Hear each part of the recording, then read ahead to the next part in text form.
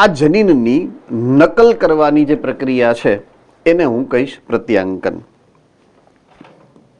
Okay, હવે આ પોઈન્ટને વધારે સારી રીતે સમજવા માટે, કોન્સેપ્ટની દ્રષ્ટિએ સમજવા માટે મારે તમને એક બીજા પોઈન્ટ ઓફ વ્યૂમાં લઈ જવો પડે. દાખલા તરીકે હું એમ કહું છું કે આપણા શરીરના કોઈ પણ કોષ છે એની અંદર જ્યારે ચયાપચયની વાત છે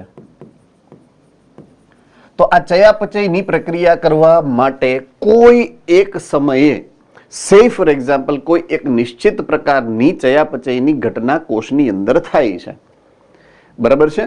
તો જે તે સમયે, ચોક્કસ સમયે એને ચોક્કસ પ્રોટીનની જરૂરિયાત છે.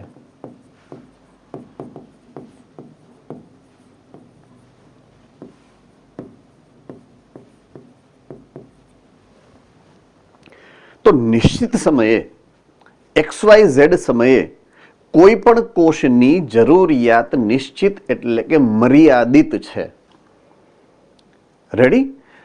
હવે તમારા હું DNA ની વાત કરું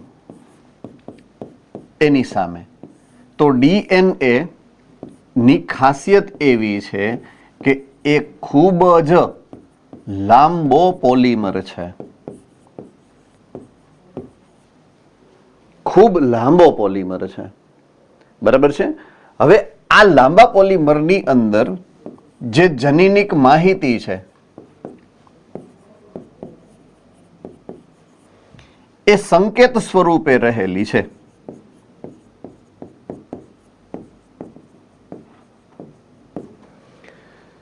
બરાબર છે? તો આ સંકેત જેની હું વાત કરું છું એ સંકેત શેના માટેના હશે? પ્રોટીનના જે સંકેતો છે એ છે આ, બરાબર છે? શેના છે? પ્રોટીનના સંકેતો છે.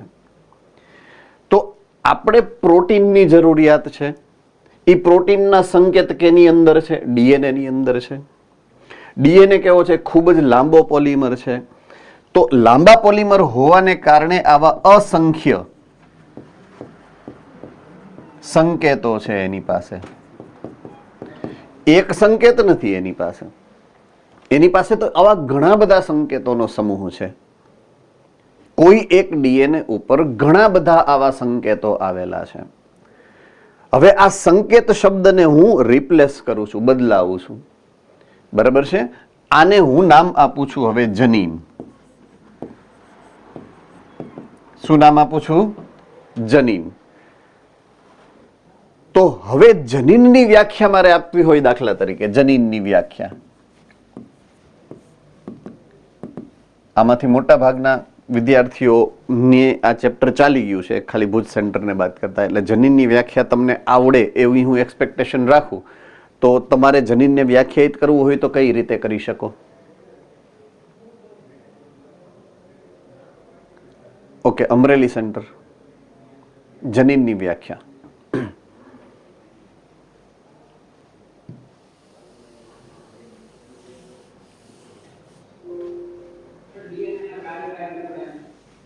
ઓકે, DNA નો કાર્યકારી ટુકડો.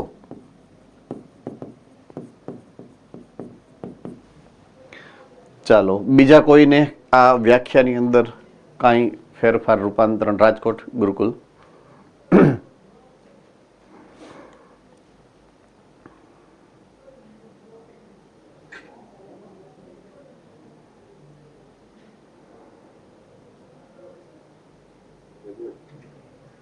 DNA નો કોઈ ચોક્કસ ખંડ એ અભિવ્યક્તિ માટેના માહિતી ધરાવે. ઓકે, DNA નો આ ચોક્કસ ખંડ કે જે અભિવ્યક્તિ ની માહિતી ધરાવે, બરાબર છે? ઓકે, સેમ વે કદાચ હું થોડુંક મોડિફાઈ કરું તો એને આમ પણ લખી શકું કે ચોક્કસ પ્રોટીન ના સંશ્લેષણ માહિતી ધરાવે. રેડી? એ ચોક્કસ પ્રકારના પ્રોટીનના સંશ્લેષણની માહિતી એ જનીન પાસે છે. તો જનીન ડીએનએ નો એવો ટુકડો છે, ડીએનએ નો એવો ખંડ છે, એવો એકમ છે કે જેની પાસે કોઈ ચોક્કસ પ્રકારના પ્રોટીનના સંશ્લેષણ માટેની માહિતી સાંકેતિક સ્વરૂપે રહેલી છે. રેડી?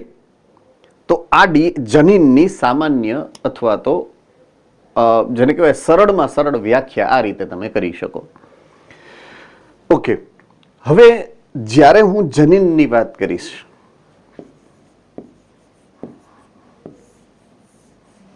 બરાબર છે, જનીનની ટેકનિકલ વ્યાખ્યા પ્રમાણમાં થોડીક વધારે અલગ સ્વરૂપની હોઈ શકે. સમજવા માટે ખાસ યાદ રાખવાનું છે તમારે, બરાબર છે?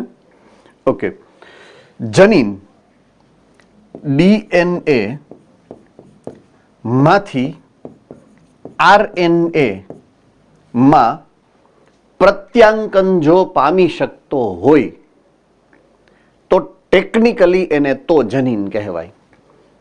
બરાબર છે? ડીએનએ નો એવો ખંડ કે જેનું પ્રત્યાંકન થઈ અને આરએનએ બને તો આ ખંડને તમે જનીન કહી શકો. બરાબર છે? હવે જે પ્રમાણે આપણી પાસે માહિતી છે અત્યાર સુધીમાં આરએનએ વિશે, બરાબર છે, આરએનએ વિશે તમારી પાસે જે માહિતી છે એ પ્રમાણે કોઈ એક ડીએનએ નો ખંડ કે જેને હું જનીન કહું હવે, બરાબર છે, એનું જ્યારે પ્રત્યાંકન થાય અને આ પ્રત્યાંકનથી 3 પ્રકારના આરએનએ બની શકે. પહેલા પ્રકારનું આરએનએ નું નામ શું છે? ભુજ? ઓકે, ચાલો લખ્યું એમઆરએનએ. રાજકોટ બીજા પ્રકારનું? Okay, tRNA. અને અમરેલી ત્રીજા પ્રકારનું?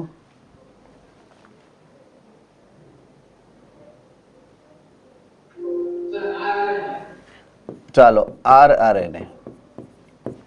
રાઈટ? હવે હું તમને થોડાક ડીપમાં ટેકનિકલ શબ્દો અને એના સાચા મિનિંગની વાત સમજાવવા જઈ રહ્યો છું, જે કદાચ ટેક્સ્ટબુકમાં બહુ સારી રીતે વ્યાખ્યાયિત કરેલા નથી. બરાબર છે? એટલે એને ખાસ ધ્યાનમાં લેવાના છે. તો આ બધાયમાં પ્રત્યાંકન ફરજિયાત છે. બધાયનું પ્રત્યાંકન થાય છે એટલે આમાંય પ્રત્યાંકન થાય, આમાંય પ્રત્યાંકન થાય ને આમાંય પ્રત્યાંકન થાય. ત્રણેયમાં પ્રત્યાંકન તો થવાનું જ છે. Ready? Yes or no? Okay. હવે જો મારે પ્રોટીન બનાવવું છે તો એમઆરએનએ માંથી ભાષાંતરણ થાય.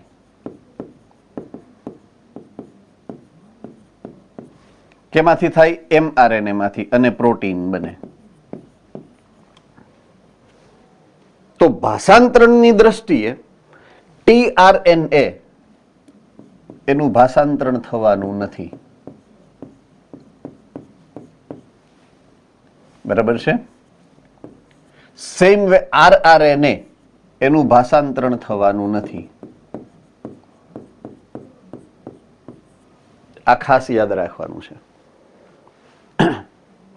ઓકે, હવે એક શબ્દ બીજો પણ છે જે ઘણી બધી વખત કદાચ બાયોલોજીની અંદર એન્કાઉન્ટર થશે, તમારી સામે આવશે. લખું છું સાઈડમાં, અહીંયા લખું છું. આવો શબ્દ છે જીનોમિક ડીએનએ. આ શબ્દ છે. કોઈએ સાંભળ્યો છે જીનોમિક ડીએનએ એવો શબ્દ? કોણે કોણે સાંભળ્યો છે? ઓકે. મનુષ્યની અંદર દાખલા તરીકે આપણે આપણો કોષ લઈએ, કોષની અંદર કોષ કેન્દ્ર લઈએ તો કોષ કેન્દ્રની અંદર આ બંને પ્રકારના ડીએનએ છે. જીનોમિક ડીએનએ પણ છે અને નોન જીનોમિક ડીએનએ પણ છે. બરાબર છે? તો અહીંયા જીનોમિક ડીએનએ મારે સમજાવવું હોય આપણા કોષની અંદર, તો જીનોમિક ડીએનએ કયું છે આપણા કોષમાં? અને નોન જીનોમિક ડીએનએ કયું છે?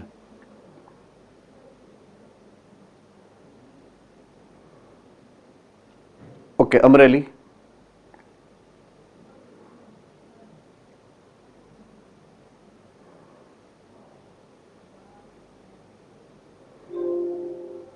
સર, જે આનુવંશિકતામાં ભાગ લઈ 23માં રંગસૂત્રો ઉપર આવેલ જીનોમિક ડી. 23માં રંગસૂત્ર ઉપર આવેલું હોય અને આનુવંશિકતામાં તો બધાય પહેલા નંબરનું રંગસૂત્ર પણ ભાગ લે છે, બીજા નંબરનું રંગસૂત્ર પણ ભાગ લે છે, ત્રીજા નંબરનું પણ ભાગ લે છે, ચોથા નંબરનું પણ ભાગ લે છે, અને 23માં નંબરનું સ્વયંજનન. તો પહેલા નંબરના રંગસૂત્રનું સ્વયંજનન નહીં થાય? 23માં નંબરનું એકનું થોડું જ સ્વયંજનન, બધાનું થાય છે. 23 જોડ રંગસૂત્ર તમારી પાસે છે, બધાનું સ્વયંજનન થાય છે અને બધાનું સ્વયંજનન થાય છે. ઓકે, કાંઈ વાંધો નહીં. તમારી પાસે કોન્સેપ્ટ ક્લિયર નથી, હું કરાવી દઉં છું અત્યારે. ચાલો આપણે યાદ રાખશું. એક શબ્દ હતો, હવે હું અહીંયા લખું છું બોક્સમાં, એટલા માટે લખું, પછી મારે એને કાઢી નાખવાનું છે, બરાબર છે. એક શબ્દ લખું છું ક્રોમેટીન, અને બીજો શબ્દ અહીંયા લખું છું એ છે સેટેલાઇટ ડીએનએ. આ બે શબ્દ લખું છું તમારી સામે, અલગ અલગ ચેપ્ટર્સમાં આવેલા હશે. સેટેલાઇટ ડીએનએ તમારે આવ્યું છે બાયોટેકનોલોજીના ચેપ્ટરમાં, યાદ હોય તો. અને એ જ સેટેલાઇટ શબ્દ પાછો ચેપ્ટર નંબર 8માં પણ આવ્યો છે, ક્રોમોઝોમના સ્ટ્રક્ચરમાં, રંગસૂત્રના સ્ટ્રક્ચરમાં સેટેલાઇટ એવો શબ્દ હતો, બરાબર છે. પછી ક્રોમેટીન શબ્દ ચેપ્ટર નંબર 8માં તમને ભણાવવામાં આવ્યો છે. ચેપ્ટર નંબર 8ની અંદર ક્રોમેટીન શબ્દ આવ્યો છે. તો ક્રોમેટીન શું છે અને આ સેટેલાઇટ શું છે? એ બે સમાન છે, અલગ છે તો શું છે? ઓકે, ચાલો Rajkot Gurukul. Satellite DNA chromatin નો ભાગ છે. Satellite DNA not coding DNA. Good. એક મિનિટ મને લખવા દે.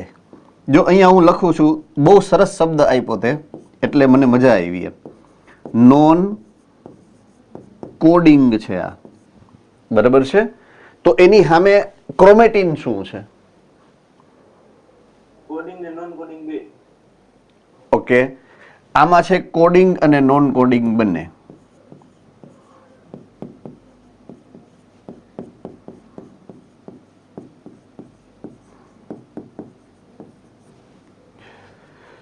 હવે આમાં કોડિંગ અને નોન કોડિંગ બંને છે એવું શું કામ કહી શકું?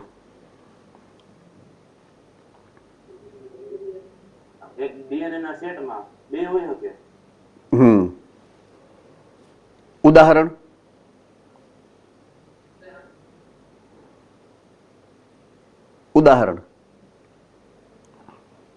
ડીએનએ નો 2% કોડિંગ છે, 98% non coding. Exactly that's what I mean. તમને ખબર છે, કોરિલેટ કરો તમે, કારણ કે તમને એવું શીખડાયું છે એચજીપીમાં, જો યાદ હોય તો, કે ભાઈ મોટા ભાગના જનીનો એવા છે કે જે અસંખ્ય નકલોમાં હાજર છે. પણ તમારા કોષની જરૂરિયાત, આની પહેલાની સ્લાઇડમાં મેં તમને સમજાવ્યું, એ ચોક્કસ પ્રોટીનની અને ચોક્કસ સંખ્યામાં જ જરૂરી છે. તમારે ઇન્સ્યુલિનની જરૂરિયાત મર્યાદિત છે, દરરોજની ફિક્સ હોય કે 2 રોટલી ખાતા હો સામાન્ય તો 2. પણ કોઈકનું શ્રાદ્ધ, અત્યારે તો હવે મોજ છે ભાઈ રાજકોટ ગુરુકુલને, કોઈકે રસોઈ દીધી હોય અને પછી જાંબુ ઝાપટવાના જેદી થાય, અને પછી એ 20-30 જાંબુ ખવાઈ ગયા હોય, અને એ જે ચાહણી અંદર ગઈ હોય, અને પછી જે તમારી ઇન્સ્યુલિનની જરૂરિયાત વધે, ત્યારે શું કરવાનું? ત્યારે તમારા ઓલા વધારાની નકલો છે ને એ સક્રિય બને, ત્યાં સુધી એની જરૂર નથી, એટલે એ નિષ્ક્રિય હશે. એ સમયે નોન કોડિંગ હોય, ક્રોમેટીનમાં જ છે પણ એ નોન કોડિંગ છે. શું કામ? કારણ જરૂરિયાત નથી. પણ જે સમયે ઇમરજન્સી સિચ્યુએશન આવી, બરાબર છે, ત્યારે તો એની જરૂરિયાત પડશે ને. એટલે બે પ્રકારની શૃંખલા છે તમારી પાસે આમાં. જે મલ્ટિપલ કોપી છે એ કેવી છે? Non coding. જે રેગ્યુલરમાં યુઝમાં લેવાય છે એ કેવી છે? कोडिंग श्रृंखला है. अब समझ में आ रही है बात? मैं जो समझाने जा रहा हूं वो બંને પ્રકારની શૃંખલા છે. હવે હું સ્થાનનું પૂછું છું તમને, આનું સ્થાન શું છે અને આનું સ્થાન શું છે? કઈ જગ્યાએ જોવા મળે ક્રોમેટીન? તમારા કોષ કેન્દ્રની અંદર બંને છે, પણ કોષ કેન્દ્રના કયા ભાગમાં ક્રોમેટીન છે ને કયો ભાગ એવો છે કે જે સેટેલાઇટ ડીએનએ ધરાવે છે? ચાલો ફટાફટ.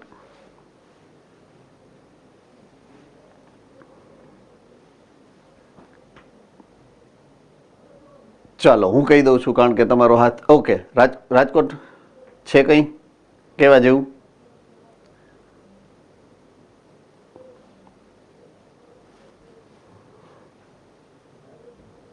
રંગસૂત્રના છેડાના ભાગે આવેલા હોય.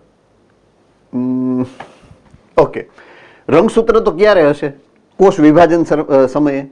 હું તો તમારા કોષના સામાન્ય કોષના કોષ કેન્દ્રની વાત કરું છું. જો પોઈન્ટ ટુ બી નોટેડ. યસ, બોલો બોલો ફટાફટ. સેટેલાઇટ ડીએનએ હિટ્રોક્રોમેટિનમાં છે. ક્રોમેટીન અને હિટ્રોક્રોમેટીન એ બે ક્રોમેટીનનો પાર્ટ છે. યુક્રોમેટીન નો હિટ્રોક્રોમેટીન એ બે નોખા છે. આ નથી ને આ નથી. નહીં તો મેં એક જ ન કરી નાખ્યું હોય.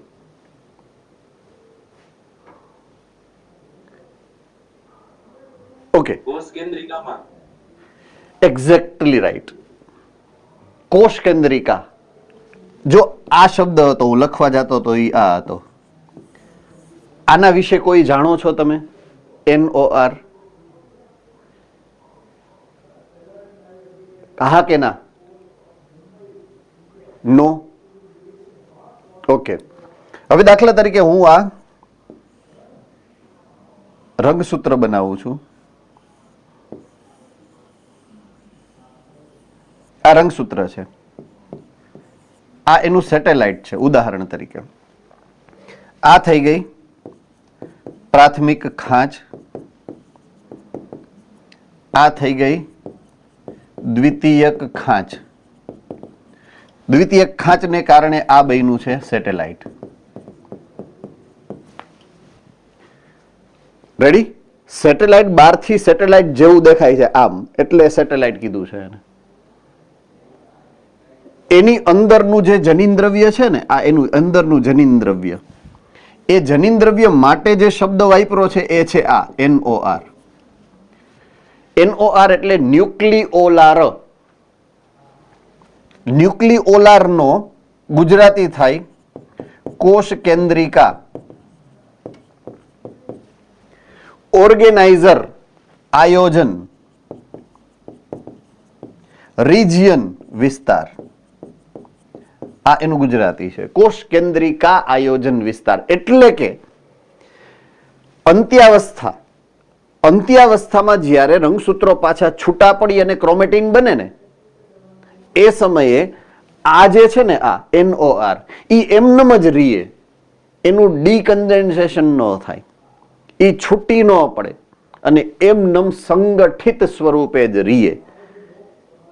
એવું એક જ ક્રોમોઝોમમાં ના હોય ને, કેટલાય બધા ક્રોમોઝોમમાં હોય. હા કે ના?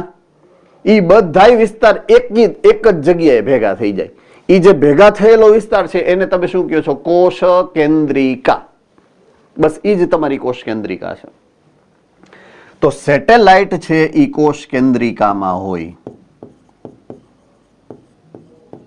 અને ક્રોમેટીનની જગ્યા તો ફિક્સ છે કોષ કેન્દ્ર રસમાં છૂટા. બરાબર છે? કોષ કેન્દ્ર રસમાં છૂટા તંતુઓ છે. રેડી? જો નજીક નજીક ગોઠવાયેલા છે તો હિટ્રોક્રોમેટીન, જો અલગ અલગ છે છૂટા છૂટા ગોઠવાયેલા છે ઓલા તો એને શું કીધું છે? યુક્રોમેટીન. ચાલો ઈ આપણને ખબર જ છે. રેડી? ચાલો આ વાતની ખબર પડી ગઈ છે પ્રોપરલી? આજે મેં તમને સમજાવ્યું એ ખબર પડી ગઈ છે? હા કે ના? હવે હું જાઉં છું જીનોમિક અને નોન જીનોમિક ડીએનએ પાસે, જ્યાંથી મેં શરૂઆત કરી હતી આ પોઈન્ટ સમજવાની. યસ, રાજકોટ ગુરુકુલ. સર 8મા ચેપ્ટરમાં એમ આવેલું હતું કોષ કેન્દ્રિકા સક્રિય રીતે RNA નું સંશ્લેષણ કરે અને સેટેલાઇટ ડીએનએ નોન કોડિંગ છે. હું અહીંયા જ જાઉં છું, હવે એમ બાજુ જ આગળ વધું છું એમ. બરાબર છે? એટલે હવે ઈ તારા ઈ ક્વેશ્ચન ઉપર જ હું આગળ વધું છું. ચાલો હવે હું આને અહીંયાથી કાઢું છું, કારણ કે એ તમને મેં ઓલરેડી સમજાવ્યું. બરાબર છે? કારણ કે આ બધાનું સંશ્લેષણ મારે તમને હવે આના ઉપરથી જ સમજાવવાનું છે. ઓકે, હવે હું જીનોમિક ડીએનએ અને નોન જીનોમિક ડીએનએ ના તફાવતને તમને સમજાવવાનો પ્રયત્ન કરું પહેલા. રેડી? કોડિંગ નોન કોડિંગ તમને ખબર પડી ગઈ છે. ઓકે, હવે વાત છે પ્રોટીનના સંશ્લેષણની. પ્રોટીનની જરૂરિયાત ચયાપચયમાં છે. આઈ રિપીટ, પ્રોટીનની જરૂરિયાત ચયાપચયમાં છે, જેમાં 3 પ્રકારના આરએનએ ભાગ ભજવે છે. આરઆરએનએ છે ને એ ઉત્સેચક છે, એ મજૂરી નથી કરતો. પ્રોટીન સંશ્લેષણના ચયાપચયમાં સક્રિય કોણ છે? આ બે, એક એમઆરએનએ છે અને એક ટીઆરએનએ છે. એ બે સક્રિય છે. આ ભાઈ તો ટીઆરએનએ એટલે આરઆરએનએ છે, એ ટીઆરએનએ જે પ્રમાણે એમિનો એસિડ લઈ આવશે એ પ્રમાણે એને જોડતા જાય અને પોલીન્યુક્લિયોટાઇડ બનાવતા પોલીન્યુક્લિયોટાઇડને આધારે પોલીપેપ્ટાઇડ બનાવતા જાય. એટલે ઉત્સેચક તરીકે કામ કરે છે. મૂળભૂત રીતે ચયાપચયમાં ભાગ નથી ભજવતા ને, ઉત્સેચકનો રોલ છે. ઉત્સેચકનો ગુણધર્મ છે કે ચયાપચયમાં ભાગ ન ભજવે, ખાલી ચયાપચયની પ્રક્રિયાનો વેગ વધારે, એ ઉત્સેચકની લાક્ષણિકતા છે. તો હવે ભાગ ભજવતા અણુ કોણ થઈ ગયા? આરએનએ જે એમઆરએનએ છે અને આરએનએ જે ટીઆરએનએ. આ બે અણુ એવા છે કે જે પ્રક્રિયામાં ભાગ ભજવે. કઈ પ્રક્રિયામાં? પ્રોટીન સંશ્લેષણની પ્રક્રિયામાં, ચયાપચયની પ્રક્રિયામાં. પ્રોટીન સંશ્લેષણ શેના માટે કરીએ છીએ? ચયાપચય એટલે કે જીવતા રહેવા માટે, જનીનોની અભિવ્યક્તિ માટે. તો જે ડીએનએ એવા આરએનએ નું સંશ્લેષણ કરે કે જે પ્રોટીન સંશ્લેષણમાં ભાગ ભજવશે, એને જીનોમિક ડીએનએ કહેવાય. શું કહેવાય? જીનોમિક ડીએનએ. રાઈટ? એટલે આના દ્વારા જે આરએનએ બને એને નોન જીનોમિક ડીએનએ કહેવાય. જો આ ડીએનએ, અમુક ડીએનએ તો એવું છે ને, સેટેલાઇટ ડીએનએ એવું છે કે જે એમઆરએનએ નું સંશ્લેષણ નથી કરતું, ટીઆરએનએ નું સંશ્લેષણ નથી કરતું, ખાલી આરઆરએનએ નું સંશ્લેષણ કરે છે. એટલા માટે એને કીધું છે નોન જીનોમિક ડીએનએ. એવું નોન જીનોમિક ડીએનએ કે જે છે ડીએનએ, છે જનીન, પણ એવા આરએનએ બનાવે છે કે જે પ્રોટીન સંશ્લેષણમાં કોઈ રીતે ચયાપચયમાં સક્રિય નથી. તો આ બે થઈ ગયા જીનોમિક ડીએનએ. એવા ડીએનએ કે જે એમઆરએનએ બનાવે છે અને ટીઆરએનએ બનાવે છે. એના માટે મેં શબ્દ વાપર્યો છે જીનોમિક ડીએનએ. તો નોન જીનોમિક અને જીનોમિક શબ્દના ક્લેરિફિકેશનની સાથે હું આગળ વધું તો, બરાબર છે? સેટેલાઇટ નોન જીનોમિક ડીએનએ શું કામ છે એ સમજ પડી ગઈ છે? હેન્ડ રેઝ કરજો. સેટેલાઇટ ડીએનએ ને નોન જીનોમિક શું કામ કહેવાય, અને સામાન્ય ક્રોમેટીન જે છે એને જીનોમિક ડીએનએ શું કામ કહેવાય ખબર પડી ગઈ? બરાબર છે? યસ ઓર નો? ફટાફટ. ઓકે, તો આનું સંશ્લેષણ બેયનું એ ક્રોમેટીન દ્વારા થાય.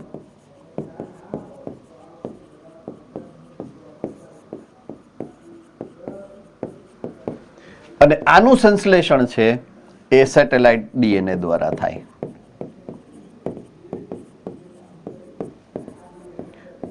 ચાલો, રાજકોટ ગુરુકુલ, તે પ્રશ્ન પૂછ્યો તો એનો જવાબ પ્રોપરલી મળી ગયો? ઓલ રાઈટ, ડન છે. હવે હું જ્યાં હતો ત્યાં પાછો જાઉં. ઓકે, જનીનની વ્યાખ્યા મેં તમને સમજાવી વિથ રેફરન્સ ટુ બે અલગ અલગ ટર્મિનોલોજી, જીનોમિક ડીએનએ અને નોન જીનોમિક ડીએનએ. મેં તમને 3 પ્રકારના આરએનએ ની વાત કરી, જે આગળની આખી ડિસ્કશનની અંદર આપણે સમજવાના છે. એકનું નામ છે એમઆરએનએ, એકનું નામ છે ટીઆરએનએ, એકનું નામ છે આરઆરએનએ. ક્યાંથી ઈ બને છે એની પણ આપણે વાત સમજી છે. હવે આપણે આગળ જઈએ છીએ પ્રત્યાંકનની પ્રોસેસને સમજવા માટે. ઓકે, પ્રત્યાંકનના મુખ્ય લક્ષણો જે અહીંયા 3 આપેલા છે એની વાત કરીએ. લક્ષણ નંબર 1, પ્રત્યાંકન પણ સ્વયંજનનની જેમ પૂરકતાના સિદ્ધાંતને અનુસરે છે. પૂરકતાનો સિદ્ધાંત. બરાબર છે. શેનો સિદ્ધાંત? પૂરકતાનો સિદ્ધાંત. તો પૂરકતાના સિદ્ધાંત એટલે શું વળી? પૂરકતાનો સિદ્ધાંત એટલે શું વળી?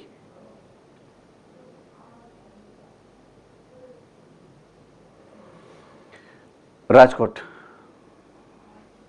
A સામે T હમ ને G સામે C આરએનએ તો સિંગલ એક જ U એમની DNA માં જે માહિતી હોય ત્યારે એનામાં પૂરકતા સ્વરૂપે આવે. Exactly right. પૂછવા પાછળનું લોજિક જ આ છે કે એક બાજુ જ્યારે આપણે વિચારીએ કે પૂરકતાનો સિદ્ધાંત ત્યારે લાગુ પડે જ્યારે બે શૃંખલા સામસામે હોય ત્યારે, અને બીજી બાજુ એક કોન્સેપ્ટ જે આપણને ખબર છે રચના આરએનએની, કે જેની પાસે એક જ શૃંખલા છે. ઓકે, એ શૃંખલા બને છે કોના દ્વારા? ડીએનએ ઉપરથી પ્રતિકૃતિ સ્વરૂપે બને. તો અહીંયા પ્રતિકૃતિ બનાવવી છે ને ત્યારે પૂરકતાના સિદ્ધાંતની વાત કરી છે. પોઈન્ટ ટુ બી નોટેડ. રેડી? તો દાખલા તરીકે હું વાત કરું કે કોઈ પણ જનીન નહીં પણ ન્યુક્લિક એસિડ, બરાબર છે. તો ન્યુક્લિક એસિડના જે બે સ્વરૂપ તમને ભણાવ્યા છે, દાખલા તરીકે વાત કરું ડીએનએની ઓર વાત કરું હું આરએનએની, બરાબર છે. તો ડીએનએમાં જે પ્યુરિન્સ હશે, બરાબર છે, દાખલા તરીકે હું વાત કરીશ એડેનિન, તો એની સામે અહીંયા ડબલ બોન્ડમાં થાઇમિન છે, બરાબર છે. અને જો હું વાત કરું ગ્વાનિન, તો એની સામે અહીંયા ટ્રિપલ બોન્ડમાં સાઇટોસિન છે. હવે આરએનએમાં જ્યારે ડીએનએ ઉપરથી આ ડીએનએ છે, ડીએનએ ઉપરથી જ્યારે આરએનએ બનતું હશે ને ત્યારે જો આ ડીએનએમાં છે, આ ડીએનએ ની અંદર છે અને આ નવા ડીએનએ ની અંદર છે, બરાબર છે. તો જો ડીએનએ ઉપર એડેનિન છે કે ગ્વાનિન છે કે સાઇટોસિન છે કે થાઇમિન છે, આ ડીએનએ ઉપરથી આ ચાર છે એની પાસે ડીએનએ ની શૃંખલા ઉપર, એની ઉપરથી જો આરએનએ બનશે તો આરએનએમાં આ એડેનિનની સામે થાઇમિન નો આવે, અહીંયા આરએનએના સંશ્લેષણમાં યુરાસિલ આવે, આની સામે સાઇટોસિન આવશે, આની સામે ગ્વાનિન આવશે અને આની સામે એડેનિન આવશે. આવું બનશે.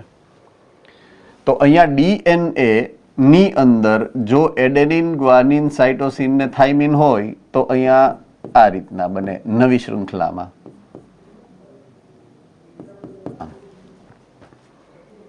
તો ડીએનએ ની નવી શૃંખલામાં પૂરકતા આ રીતે અને આરએનએ ની શૃંખલામાં પૂરકતા આ રીતે કામ કરે.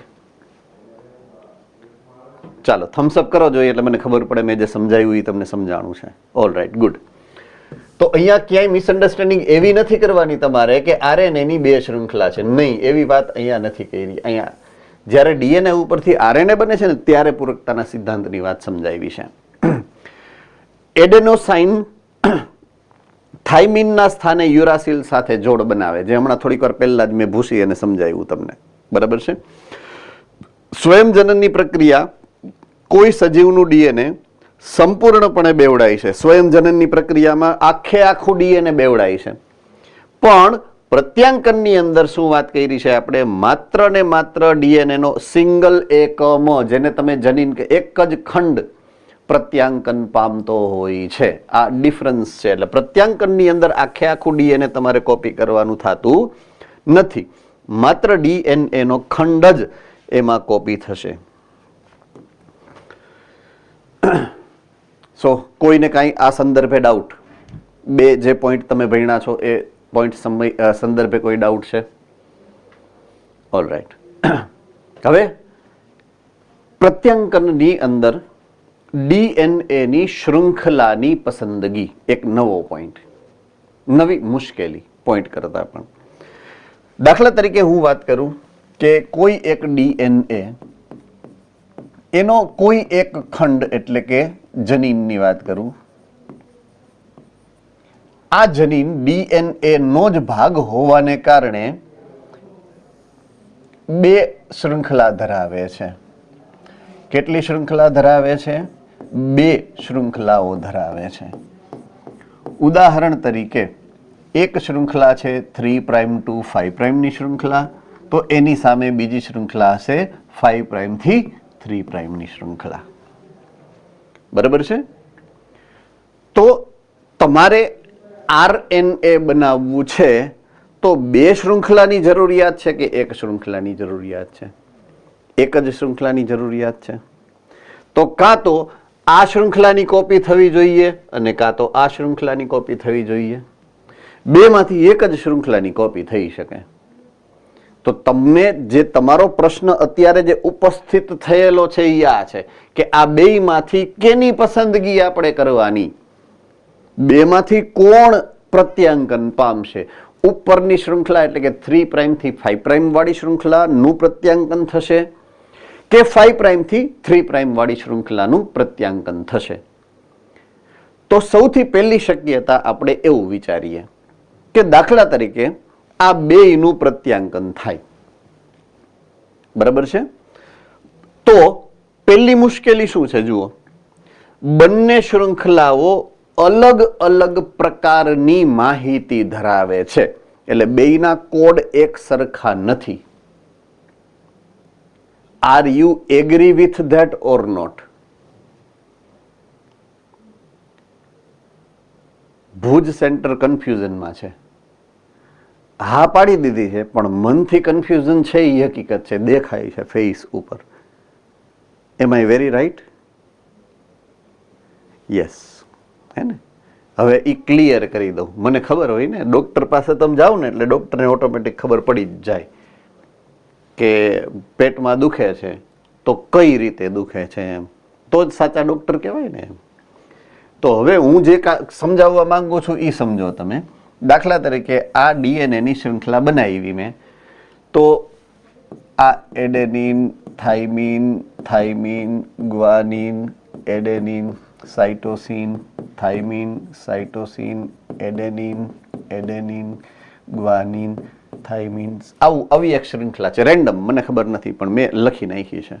તો એની સામે પૂરક શૃંખલાની વાત કરું તો અહીંયા શું છે? જુઓ, એડેનિનની સામે શું છે? Thiamine, adenine, adenine, cytosine, thiamine, guanine, adenine, guanine, thiamine, thiamine, cytosine, adenine અને ગ્વાનિન. જુઓ તો બે હરખી છે? નથી ને બે હરખી? બસ એ તો લખેલું છે કે આ બે હરખી કોઈ દી ન હોય. એમ ઇવન તમે આમથી જોવો અને આમથી જોવો તોય હરખી ન હોય. બેયને આમ જોવો તોય હરખી નથી, બેયને આમ જોવો તો હરખી નથી, બેયને આમ જોવો તોય હરખી નથી. એકેય રીતે નથી હરખી. એટલે બે શૃંખલાની માહિતી એકબીજાથી અલગ જ હોય. તો એ સૌથી પહેલી આપણી મુશ્કેલી છે આ સંદર્ભે, કે બંને શૃંખલાઓ અલગ અલગ પ્રકારની. તો બેયને તમે ટેમ્પલેટ બનાવો તો બંને શૃંખલાઓ ટેમ્પલેટ તરીકે કાર્ય કરે તો અલગ અલગ અનુક્રમ વાળા બે આરએનએ બને. રાઈટ? તો કન્ફ્યુઝન થયું હવે કે પેલો નંબર આને આપવો કે આને આપવો, હે ને? હવે બે આરએનએ જો પ્રોટીન બનાવે તો પ્રોટીન બે બને. તો કયું પ્રોટીન કામ કરશે ને કયું પ્રોટીન તાળીઓ વગાડશે કે વાહ મસ્ત કામ કર્યું? એમ તો અગેઇન કન્ફ્યુઝન, નવો પ્રશ્ન. જો ભિન્ન આરએનએ ભિન્ન એમિનો એસિડના અનુક્રમ વાળા પ્રોટીન બનાવે તો જનીનિક જે માહિતી છે, આનુવંશિક જે માહિતી છે, એનું જે સ્થળાંતરણની ક્રિયાવિધિ છે એટલે કે અભિવ્યક્તિ છે એ જટિલ બની જાય. બનાવવું છે કંઈક અલગ પ્રોટીન, બને છે કંઈક અલગ પ્રોટીન. બરાબર છે? અને સૌથી મોટી આ પોસિબિલિટી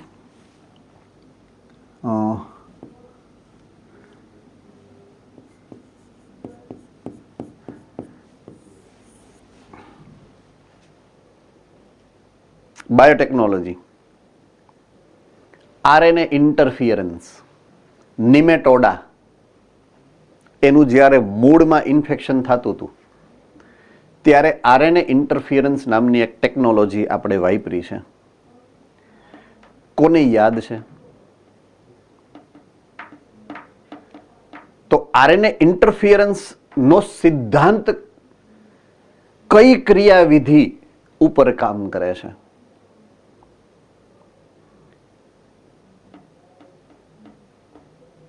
ઓકે, રાજકોટ ગુરુકુલ. પ્રત્યાંકન અવરોધવાનું. પ્રત્યાંકન અવરોધવાનું. અમરેલી, કઈ રીતે પ્રત્યાંકન અવરોધ થાય?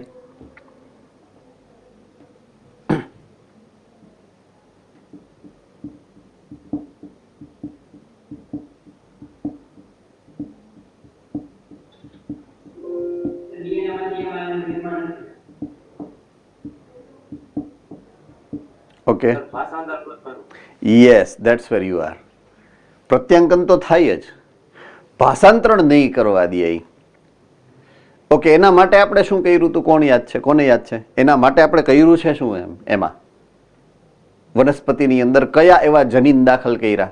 ઓકે, રાજકોટ ગુરુકુલ. સેન્સ એન્ટીસેન્સ અને સોરી, સેન્સ ને એન્ટીસેન્સ. યસ, સેન્સ અને એન્ટીસેન્સ. ભુજ,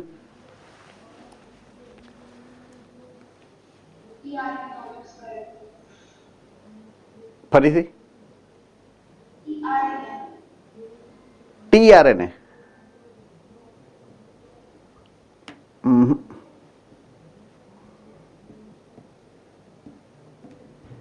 ઓકે, સેન્સ અને એન્ટીસેન્સ નો મતલબ કઈ રીતના કાઢ્યો તો આપણે?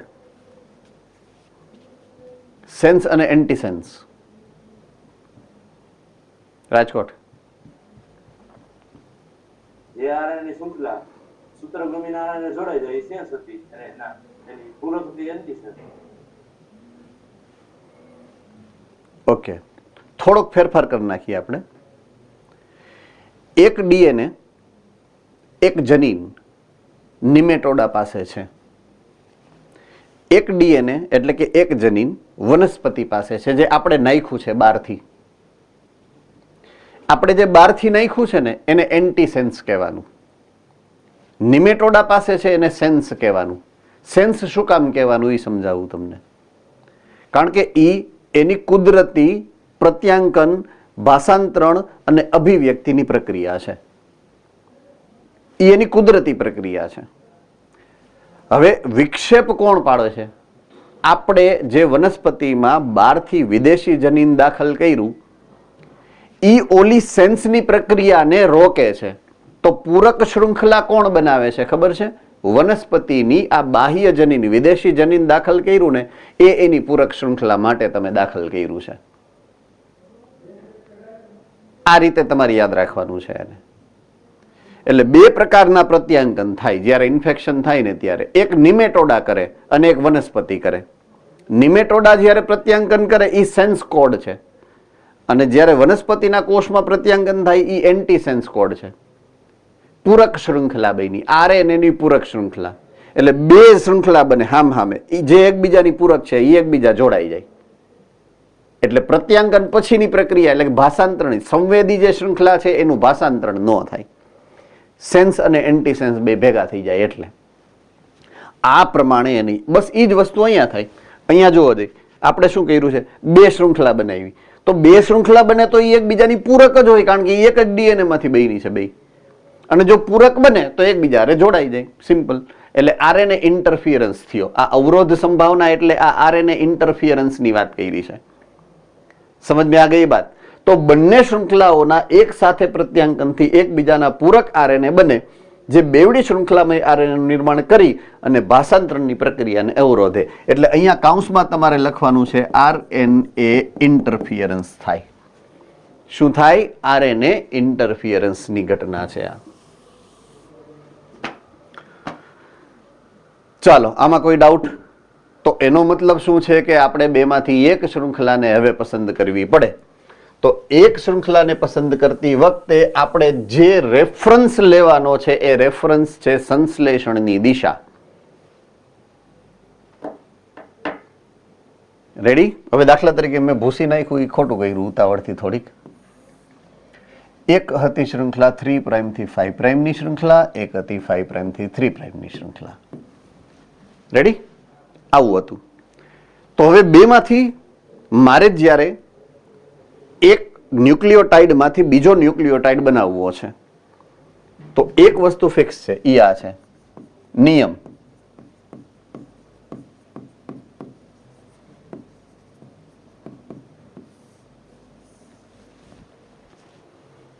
સંશ્લેષણની દિશા. બરોડા બેન કયો જો એક સંશ્લેષણની દિશા કઈ છે?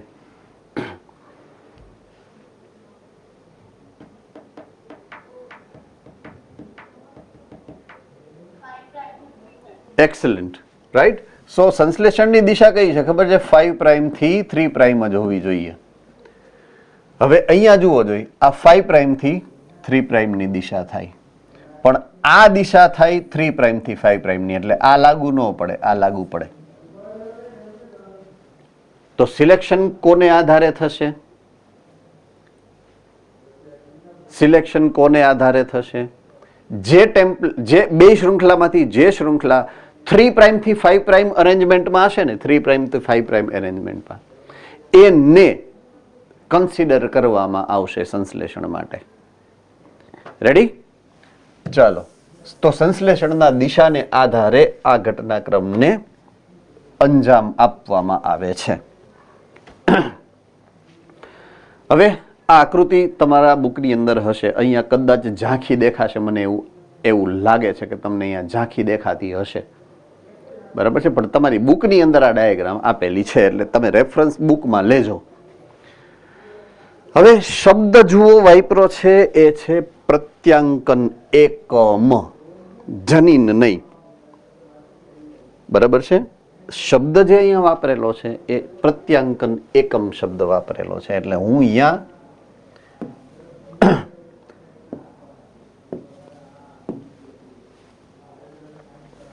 શબ્દ એકચ્યુઅલમાં છે આ, જેનું પ્રત્યાંકન થાય એ શબ્દ છે આ જની.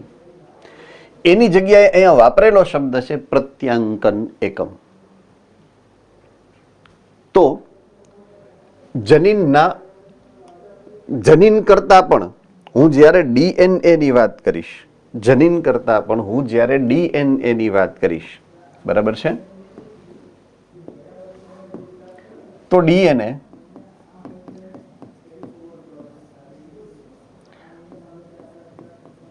જેના બે સ્વરૂપ તમે મને કીધા હતા, એક કોડિંગ, એક નોન કોડિંગ. એક કોડિંગ છે, એક નોન કોડિંગ છે. તો નોન કોડિંગ એટલા માટે કે એનું પ્રત્યાંકન થવાનું નથી. કોડિંગ એટલા માટે કે એનું પ્રત્યાંકન થાય છે. બરાબર છે. તો જો પ્રત્યાંકન થાય તો જે ભાગનું પ્રત્યાંકન થાય છે એ ભાગ માટે, એવા જનીન માટે અહીંયા શબ્દ વાપરેલો છે, અને એ છે પ્રત્યાંકન એકમ. એટલે પ્રત્યાંકન એકમનો મતલબ એ જ થાય કે એ જનીન છે, અલગ નથી. હું પ્રત્યાંકન એકમ કહું કે જનીન કહું, એનો મતલબ એક જ થાય છે.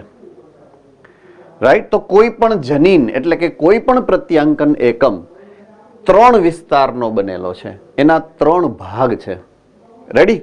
દાખલા તરીકે જે પહેલો ભાગ છે એને શબ્દ એના માટે વાપરેલો છે પ્રમોટર. વચ્ચેનો વિસ્તાર છે એના માટે શબ્દ વાપરેલો છે બંધારણીય જનીન, કે જે ટેમ્પલેટ તરીકે વર્તે છે.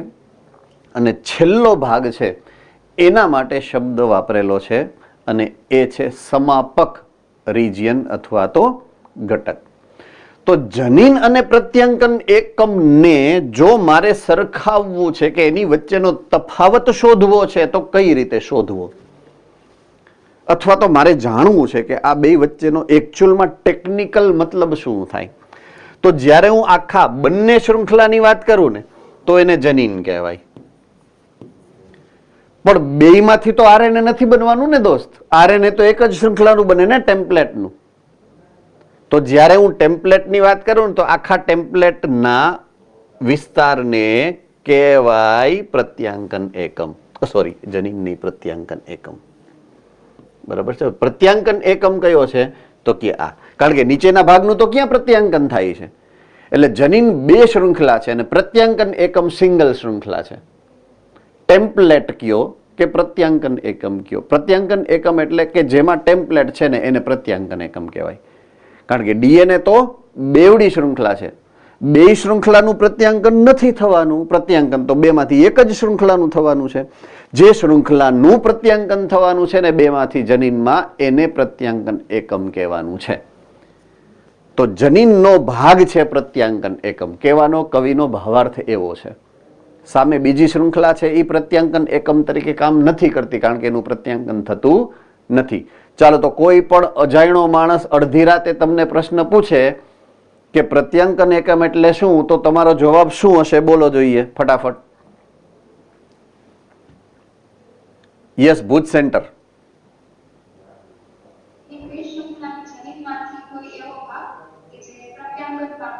યસ, એવો ભાગ નહીં, એવી શૃંખલા.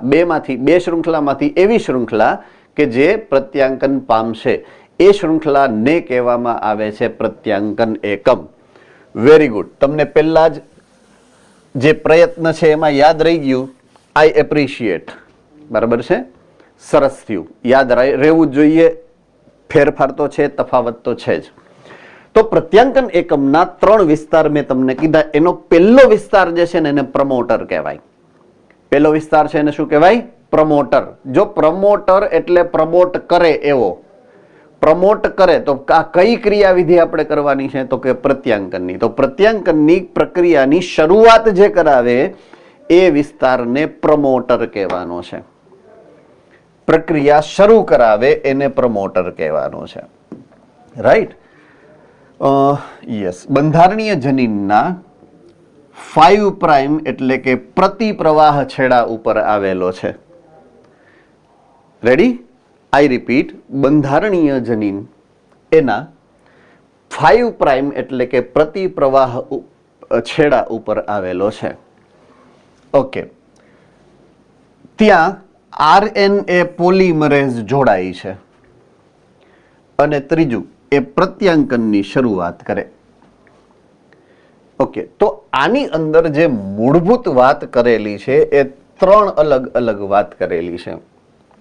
એક,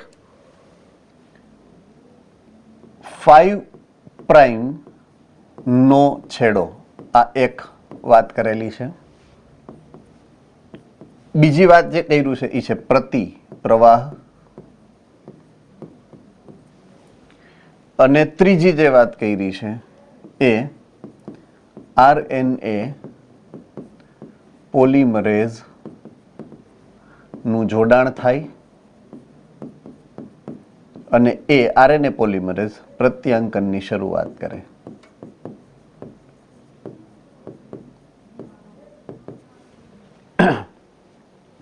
ઓકે. હવે સૌથી પહેલા વાત હું કરું તો જનીનની જે સંરચના મેં તમને સમજાવી. દાખલા તરીકે કોઈ એક જનીન એવો છે કે આ અને આ બે જનીનની 2 શૃંખલા છે. એક શૃંખલા છે 3 પ્રાઇમ, એક શૃંખલા છે 5 પ્રાઇમ. એક છે 5 પ્રાઇમ અને એક છે 3 પ્રાઇમ. બરાબર છે? તો અહીંયા જે ઉપર સંકેત તમને આપેલા છે, તમારી બુકની અંદર જે સંકેત છે એ સંકેત કયા છે? જુઓ જોઈ, આ રીતના છે. જુઓ તો. એવું શું કામ રાખેલું છે કે 5 પ્રાઇમ થી જે એરો છે એ 3 પ્રાઇમ? કારણ કે સંશ્લેષણની એ દિશા સમજાવે છે તમને. શું સમજાવે છે? જે દિશામાં એ જનીન બન્યું છે એ દિશા. નવું નહીં, પોતાની દિશા છે એ. આની દિશા આ છે, આની દિશા આ છે. હવે હું વાત કરું નવા સંશ્લેષણ પામે છે એ વિસ્તારની. બરાબર છે? નવા સંશ્લેષણમાં તો હવે એ શૃંખલા અહીંયાથી આમ નવી સંશ્લેષણની દિશા આ હશે, કારણ કે આ થઈ ગયો એનો 5 પ્રાઇમનો છેડો અને આ થઈ ગયો એનો 3 પ્રાઇમનો છેડો. अब समझ में आ रही है बात? है ने? रेडी? કોઈને કઈ મુશ્કેલી, ડાઉટ સમજવામાં? ઓકે. હવે અહીંયા એવું લખેલું છે કે બંધારણીય જનીન. એ શબ્દ અહીંયા રિપ્લેસ કરવાનો છે. બંધારણીય જનીનના 5 પ્રાઇમના છેડે નથી ગોતવાનો એને. એટલે મેં સ્પેશિયલી અહીંયા લખાયું છે કે 5 પ્રાઇમનો છેડો. બરાબર છે? હવે આ 2 શૃંખલા, એમાંથી તમે અહીંયા નામ વાંચશો તો તમને જોવા મળશે બંધારણીય જનીન. જુઓ તો, મળી ગયું બંધારણીય જનીન, મળી ગયું. જુઓ જો અહીંયા બંધારણીય જનીનના બે શૃંખલાઓ છે. એક શૃંખલાનું નામ છે ટેમ્પલેટ શૃંખલા, એક શૃંખલાનું નામ છે કોડિંગ શૃંખલા.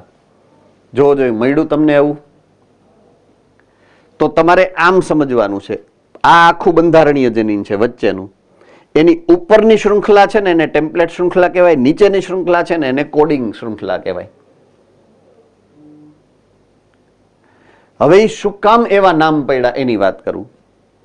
શું કામ એવા નામ પાડ્યા એની વાત કરું. ચાલો, આ શૃંખલા જ છે એ આપણે એવું માની લઈએ. એ જે આકૃતિ આપી ને એ શૃંખલા આ છે.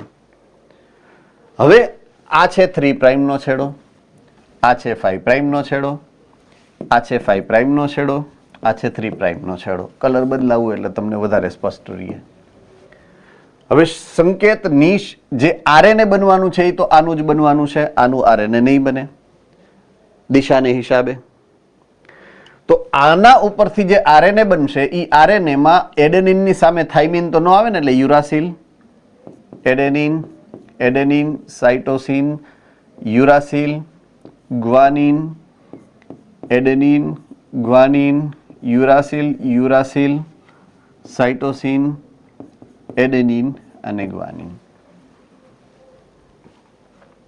આ mRNA છે. જે નવું બનવાનું છે એ આવું બનશે. ચાલો, આ સમજાય છે મેં જે સમજાયું એ કે નથી ખબર પડતી? પરફેક્ટલી સમજાય છે. ચાલો, આ શૃંખલા અને આ શૃંખલા એ સમાન છે કે નથી? છે. ખાલી એક ફરક છે. શું ફરક છે? થાઇમિનની જગ્યાએ યુરાસિલ. તો આ શૃંખલા કેવી છે? આરએનએ જેવી. આ શૃંખલા કેવી છે? આરએનએ જેવી. આઈ રિપીટ, આ શૃંખલા કેવી છે? લગભગ આરએનએ જેવી. આરએનએ શું છે? પ્રોટીનનો સંકેત. આરએનએ શું છે? પ્રોટીનનો સંકેત. એટલે આ શૃંખલાને મેં નામ શું આપી દીધું? સંકેત અથવા તો કોડિંગ શૃંખલા. અને આ તો છે જ ટેમ્પલેટ. રેડી? તો આ બે નામ કઈ રીતે પડ્યા એની વાત સમજાઈ ગઈ છે પરફેક્ટલી? યસ ઓર નો? હા કે ના? એટલે હા કે ના તો પાડો. હા એમ એટલે હું મને ખબર પડે. ઓકે, તો અહીંયા બંધારણીય જનીનની જગ્યાએ હું રાખીશ કોડિંગ શૃંખલા.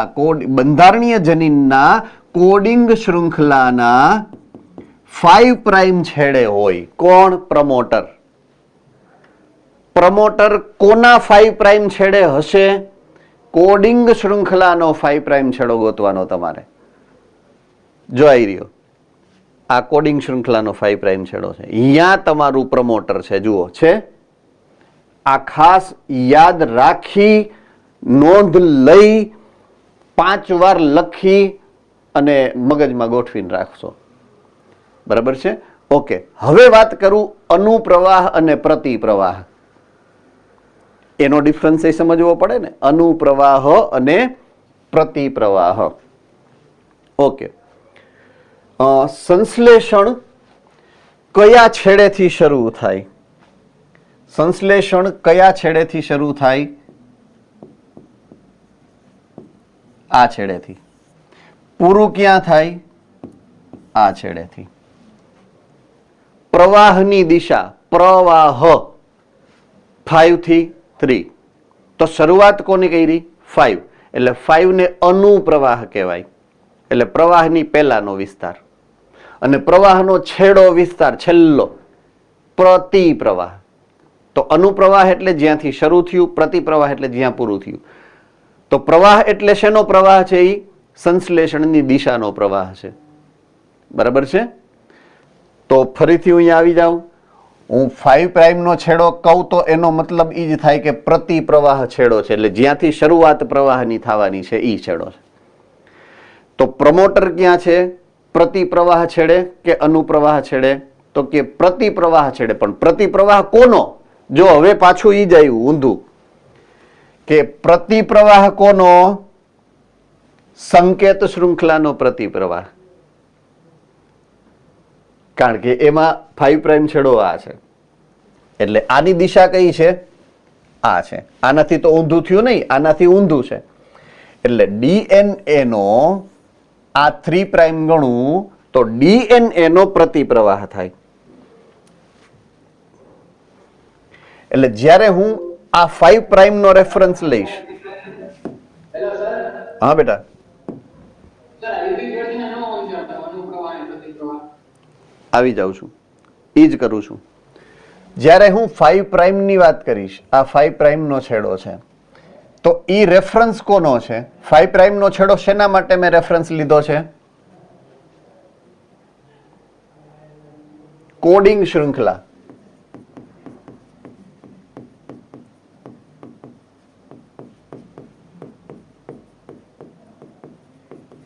કોના સંદર્ભે છે 5 પ્રાઇમ છેડો?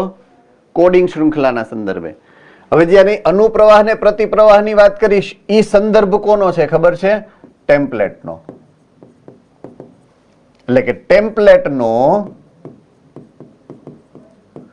3 પ્રાઇમ નો છેડો. ટેમ્પલેટનો કયો છે? 3 પ્રાઇમ નો છેડો. કોડિંગ શૃંખલાનો કયો છે? 5 પ્રાઇમ નો છેડો. રેડી? હવે ખબર પડી ગઈ હું જે વાત કરું છું ઈ?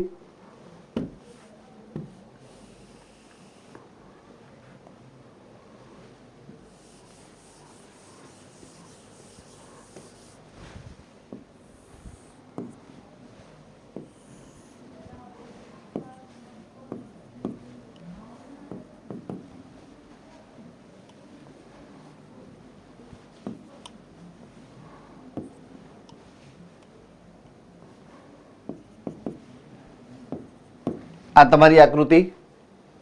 ઓકે, હવે અહીંયા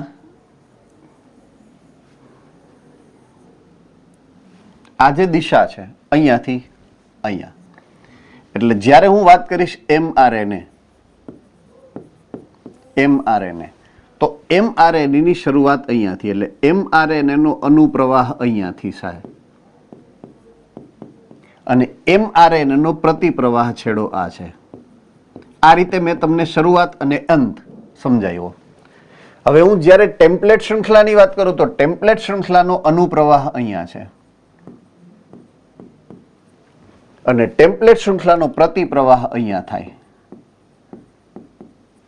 હવે સમજાણું? Yes or no? ઓકે. હવે જો તમને અહીંયા જે આપેલું છે ને એની વાત કરું કે પ્રમોટર ક્યાં છે? પ્રતિપ્રવાહ છેડે. તો ઈ છેડો કયા કોના પ્રતિપ્રવાહ છેડે છે? તો કે ટેમ્પલેટ શૃંખલાના. હવે જ્યારે હું 5 પ્રાઇમ ની વાત કરીશ તો એ કોડિંગ શૃંખલાનું છે અને પ્રતિપ્રવાહની વાત કરીશ તો એ ટેમ્પલેટ શૃંખલાનું છે. એટલે કન્ફ્યુઝન ન થાય એટલે મેં ક્લેરિફિકેશન આપ્યું તમને કે એમાં ક્યાંય તમારે કન્ફ્યુઝન કરવાનું નથી. બાકી તો તમને ખબર છે કે પ્રમોટ એટલા માટે કીધો કારણ કે એ પ્રક્રિયાની શરૂઆત કરાવે છે. ઓકે. હવે સ્વયંજનનની જ્યારે આપણે વાત કરી હતી, પોઈન્ટ ટુ બી નોટેડ, જ્યારે આપણે સ્વયંજનનની વાત કરી હતી ત્યારે DNA ની શૃંખલા બનાવવાની હતી. DNA ની શૃંખલા બનાવવા માટે ઉત્સેચક હતો DNA પોલિમરેઝ. પ્રત્યાંકનમાં તમારે RNA નો પોલિમર બનાવવાનો છે, એટલે અહીંયા જે ઉત્સેચક હશે એ છે RNA પોલિમરેઝ. ઓકે. પ્રમોટર સ્થાન એવું છે કે જે ફક્ત RNA ના જે RNA બનાવવા વાળો ઉત્સેચક છે, એટલે કે RNA પોલિમરેઝ ને બેસવા માટેની જગ્યા આપશે, નથિંગ એલ્સ. ઈ ભાગનું પ્રત્યાંકન ન થાય. રેડી? ઈ ભાગનું પ્રત્યાંકન ન થાય. પ્રત્યાંકન શરૂ ક્યાંથી થશે? બંધારણીય જનીનથી. ક્યાંથી શરૂ થાય પ્રત્યાંકન? બંધારણીય જનીનથી. તો પ્રોટીનમાં તેના સંકેત કરતો DNA નો ભાગ બંધારણીય જનીન છે. પ્રમોટરે નથી, સમાપક પણ નથી. RNA માં ક્યાંય પ્રમોટરના કોડનો કે ક્યાંય સમાપકના કોડનો ઉપયોગ ન થાય. તો પ્રોટીનનું સંકેતન બંધારણીય જનીન પાસે છે, જેનું RNA ના સ્વરૂપમાં પ્રત્યાંકન થાય. તો બંધારણીય જનીનમાંથી mRNA બને. mRNA શેમાંથી બનશે? બંધારણીય જનીનમાંથી. છેલ્લો ભાગ છે એને કહેવાય સમાપક. આનાથી ઊંધું અહીંયા 5 પ્રાઇમ હતું, અહીંયા 3 પ્રાઇમ. ઈ કેનું છે? કોડિંગ સિક્વન્સનું. બરાબર છે. અને આ અનુપ્રવાહ છેડો છે કોનો? તો કે બંધારણીય ટેમ્પલેટ શૃંખલાનો. બરાબર છે. તો એ છેડે સમાપક રિજિયન છે, જ્યાં પ્રત્યાંકનની પ્રક્રિયા સમાપ્ત થશે. પ્રત્યાંકનની પ્રક્રિયા સમાપ્ત થાય છે જે વિસ્તારમાં, એને સમાપક રિજિયન કહેવાય. તો આ રીતે 3 વિસ્તારની વાત કરી છે: પ્રમોટર સ્થાન, બંધારણીય જનીન અને સમાપક વિસ્તાર.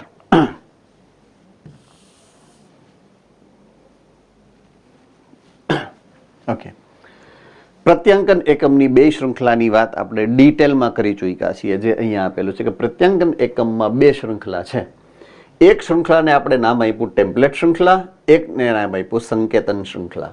ટેમ્પલેટ શૃંખલા શું કામ?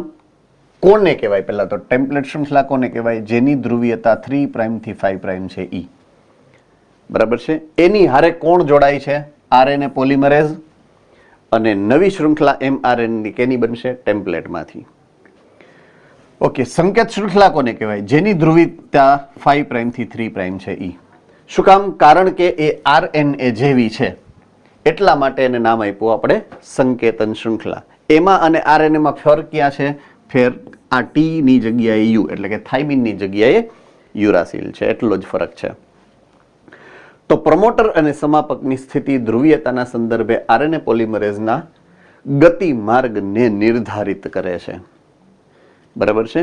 RNA ના ગતિ માર્ગને નિર્ધારિત કરે છે, RNA પોલિમરેઝના ગતિ માર્ગને. એટલે એક જગ્યાએથી શરૂ કરે, એક જગ્યાએથી પૂરું કરે. તો જનીનના જે જગ્યાએથી શરૂ કરે એને અનુપ્રવાહ કહેવાનું, એટલે કે ટેમ્પલેટના. અને જનીનના જે ભાગમાં પૂરું કરે એને પ્રતિપ્રવાહ કહેવાનો, એટલે કે ટેમ્પલેટના. બરાબર છે.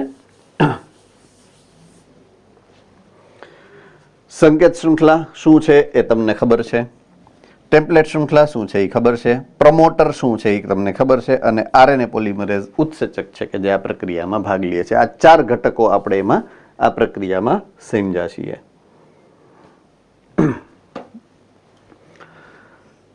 ઓકે. હવે પ્રત્યાંકન એકમ અને જનીન ના આધારે પ્રત્યાંકન એકમ અને જનીન એના આંતર સંબંધની વાત કરવાની થાય, પણ જે કદાચ આપણે હવે આ સમય 5 મિનિટનો છેલ્લો બાકી રહ્યો છે, એટલે કદાચ પૂરું નહીં કરી શકું. એટલે હવે આ ચર્ચા આપણે આના પછીના લેક્ચરમાં જશે. બરાબર છે. તો પ્રત્યાંકન એકમને આધારે જનીનના પ્રકારોની વાત મારે કરવી છે તમને, પણ એ આવતા લેક્ચરમાં આપણે જશું. રાજકોટ ગુરુકુલમાં ડાઉટ છે કંઈક? Yes play. સર 9મા ચેપ્ટરમાં આપણે પેલિંગ રનિંગ શૃંખલા લીધી હતી આરી માટેની. હા. ઈ પ્રમોટર પહેલા અને સમાપક પછી હશે ને? હા. યસ. ઈ નોન કોડિંગમાં આવશે. બરાબર છે. ચાલો, any other question, doubt? All right. So પૂરું કરીએ આજનું કામ. પ્રત્યાંકન એકમ અને જનીનના સંબંધની વાત, અથવા તો પ્રત્યાંકન એકમને આધારે જનીનોના પ્રકારની જે વાત છે એ આના પછીના લેક્ચરમાં આપણે આગળ વધારશું. બરાબર છે. જનીનના પ્રકારો. તો I'll C you in next lecture. 2 દિવસ પછી પાછા મળીએ. સોરી, સોમવારે.